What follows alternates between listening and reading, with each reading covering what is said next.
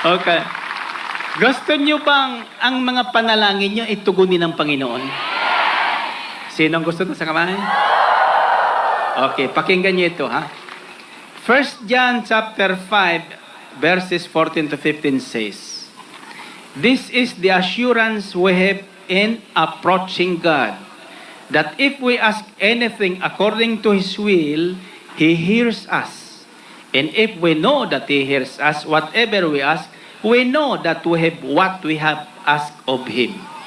Ito ang katiyakan natin, sabi sa Biblia, na kapag tayo ay lumapit sa Panginoon at humingi tayo ng anumang bagay, nakatitiyak tayong maririnig tayo.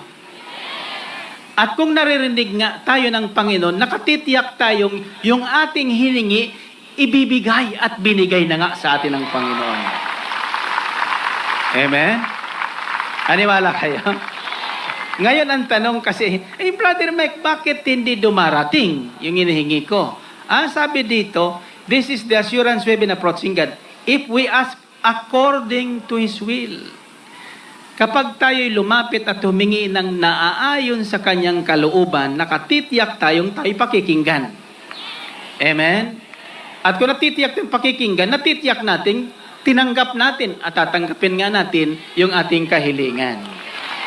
Amen? Now, Brother Mac, yan ang paniniwala ko na, pero ang tanong ko ay, bakit nga hindi dumarating?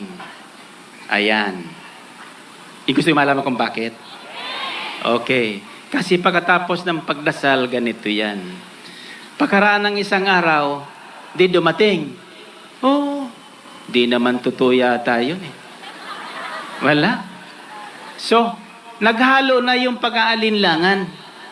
Tatandaan niyo yung pag-aalinlangan ay bumabara doon sa pagdating ng kahilingan. After all, sabihin ng Diyos, wala ka naman palang paniniwala eh.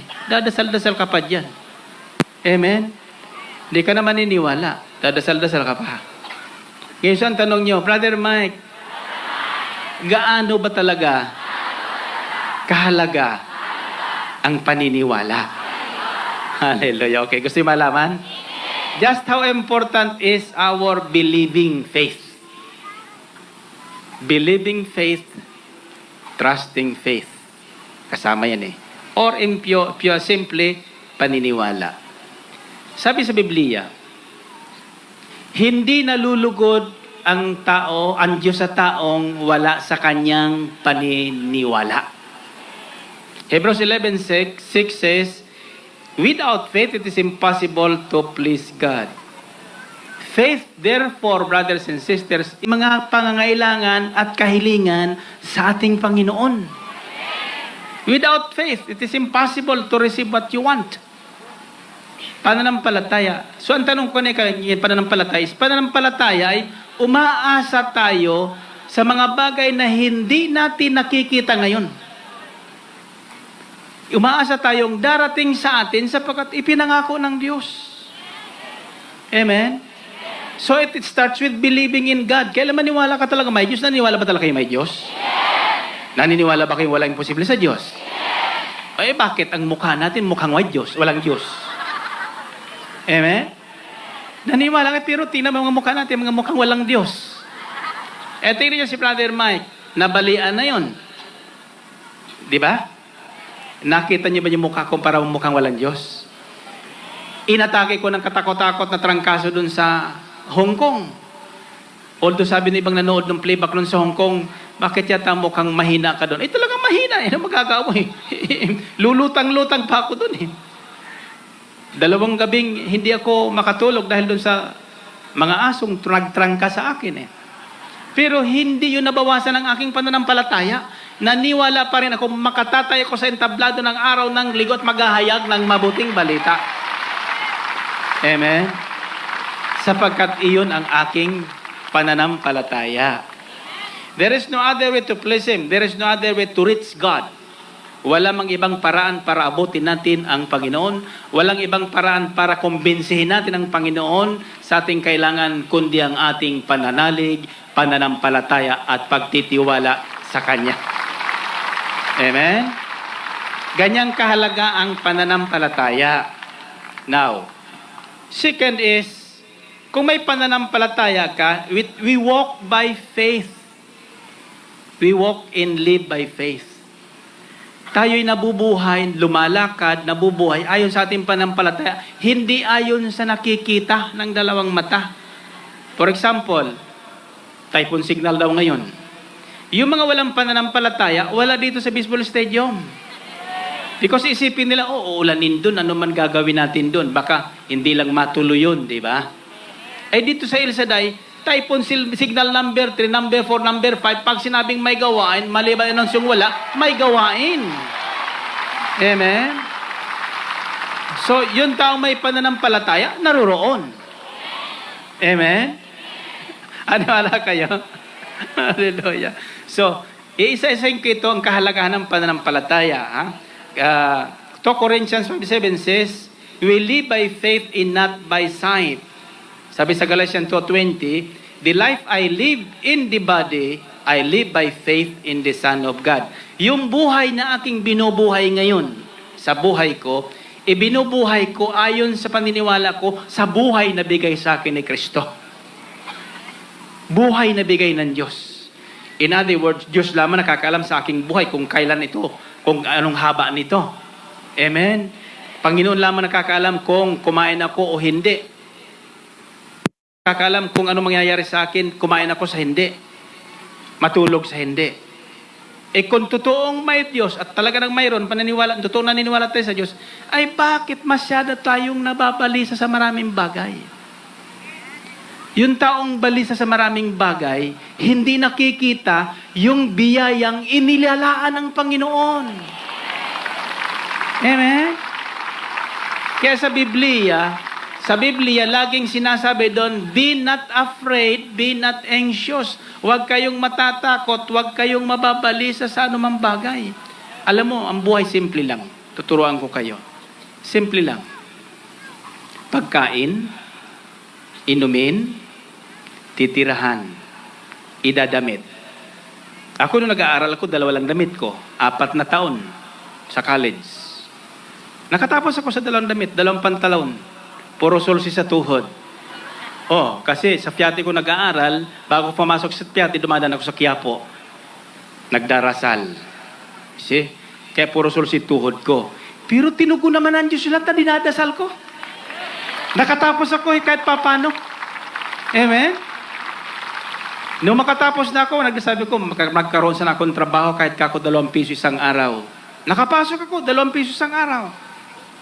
Nung 2 piso ang araw ang aking kinikita, nagdasal naman sabi ko maging 4 na piso ng araw. Naging 4 na piso ang araw ko. Kasi yung minimum noon, 2 piso.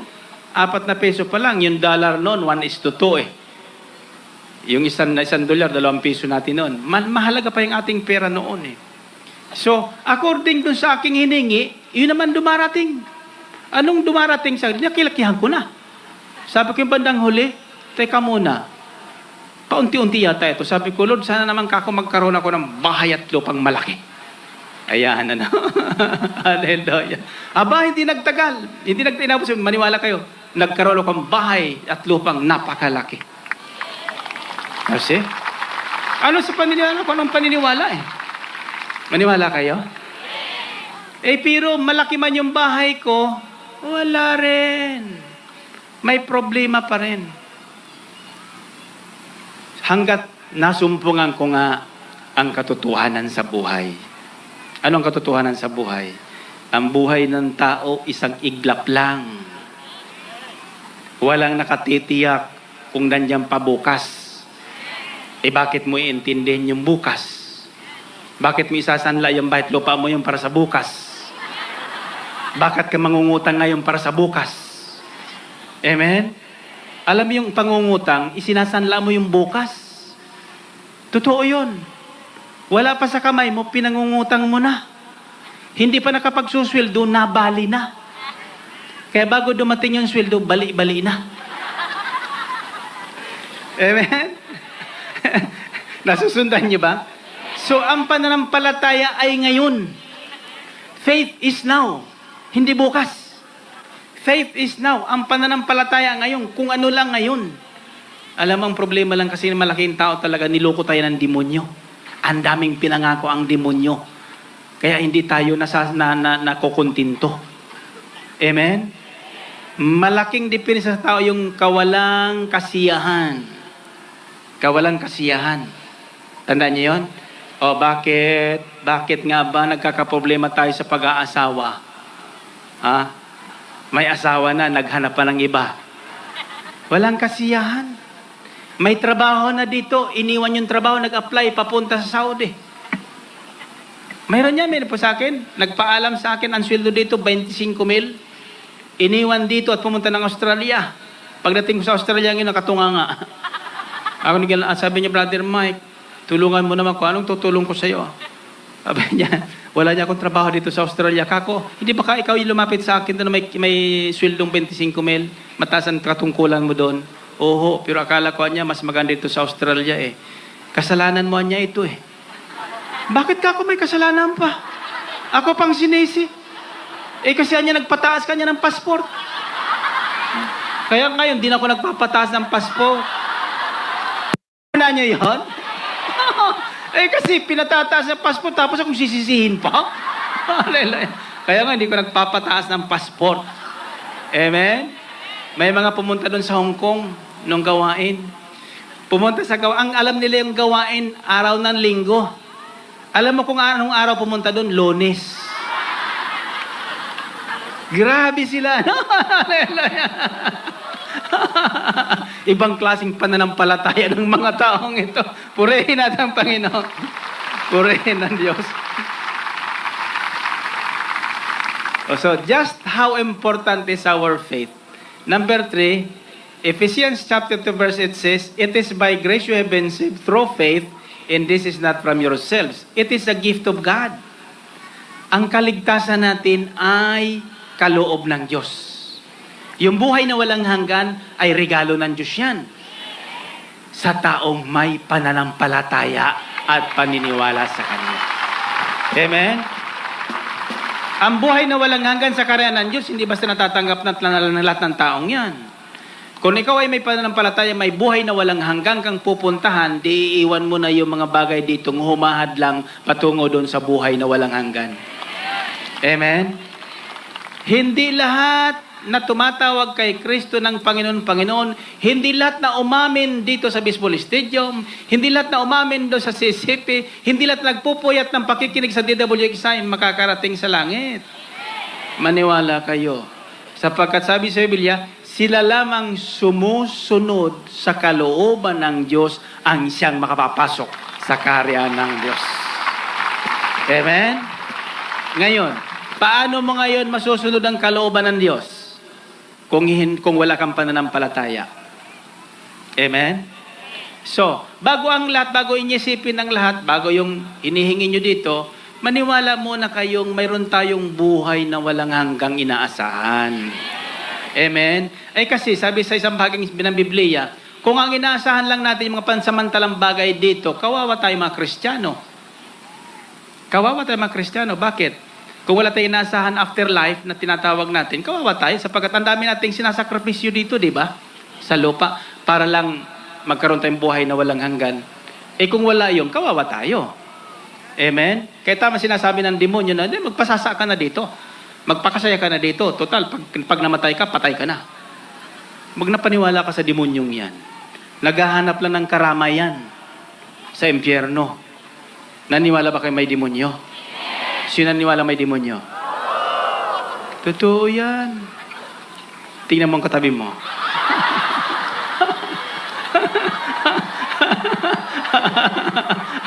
Hallelujah. Purihin natin ang Panginoon. Purihin ang Diyos. Okay. Number 4. Ang isang kahalaga ng pananampalataya is found in Matthew 17:20. With faith, impossible things becomes possible. Niwala kayo doon? Kung ikaw ay may pananampalataya, yung mga bagay na imposible, nagiging posible. Amen? Maniwala kayo? Ang dami ng pangyayari niyan. Mga bagay na imposible, nagiging posible sa taong may pananampalataya. Kaya mahalaga ang pananampalataya eh. Matthew 7:20 says, "If you have faith as small as a mustard seed, you can move this mountain." Pero mo yun? Kaunti lang, hindi malaking pananampalataya, kaya lang maliit na pananampalataya lang. Mapapalipat mo na yung problema. Tuturuan ko kayo. Halimbawa, may problema kayo sa bahay. Kaya kaya? Gusto niyo mawala ang problemang yon? Pagising niyo sa umaga, buksan yung bintana niyo. Sabihin mo, problema. Lipat ka doon sa kabilang bahay.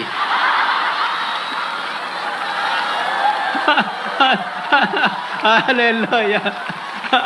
Pagkatapos, sipol-sipol ka lang, kanta-kanta ka na lang. Magpuri ka sa Panginoon, magugulat ka nagkakagulo doon sa kabilang bahay.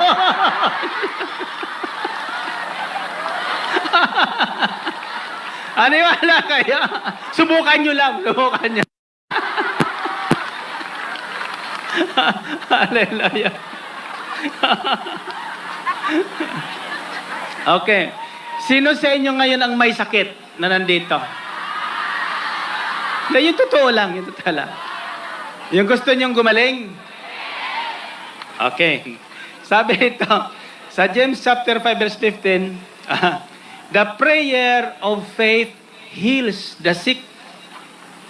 Ang panalangin ng may pananampalataya, pinagagaling ang may sakit. Naniniwala ba kayong ako'y may pananampalataya? Okay. Kung sasabihin ko sa inyong lahat na may sakit ngayon ay wala na. Niwala kayo? Amen. So, mangyayari sa inyo ang ayon sa inyong paniniwala. Kaya uuwi kayo dyan na wala na kayong sakit. Amen? Eh paano, Brother Mike, kung sumasakit pa? Di ba? Nasa paniniwala mo yun eh. So sa totoo lang, ang daming pumunta sa akin. Alam ba, for the last 11 years, ang dami talagang nagkukwento sa akin. Sabi ko sa inyo, kinukuha pumunta sa akin doon sa Hong Kong. Biro mo, ilang buwan siyang hindi nakakabangon. Tinanggay na ng doktor. Eh, ang ginawa daw isang gabi ng makita sa television, nagdesisyon siya. Sabi niya, sabi niyang mamang yan, pag pumunta tayo sa Luneta, gagaling tayo eh. So, nagpabuhat siya, nasa stretcher sa iyo ngayon. Doon siya nalagay sa harapan doon. Kung bakit naman daw, pag nang makita ko sa kanya, nakatingala, bila ko rin sinabi, ikaw, wala kang sakit. Kung wala kang sakit, bumangon ka. Eh, paano babangon yun? 8 buwan na yata yun, hindi bumabangon. Pero bumangon daw siya. So, pagbangon ng yun, nakabangon siya, wala na siya sa higaan. Oh, hallelujah. Ano nangyari? Umuwi ba siyang nandun pa sa higaan? Ala, naglalakad na. Kaya gumaling. Sabi ko, niloko mo ang sarili mo ng ilang, 8 tanyata yung sinasabi niya ko, 8 buwan yun. Maraming ganyan. Niluloko natin. Ako, niloko ko yung sarili ko ng 2 linggo eh. Oh, buhat doon sa Hong Kong. Mahina pakiramdam ko, nahihilo ako eh. Kaya nagpapahanap ako ng native na manok.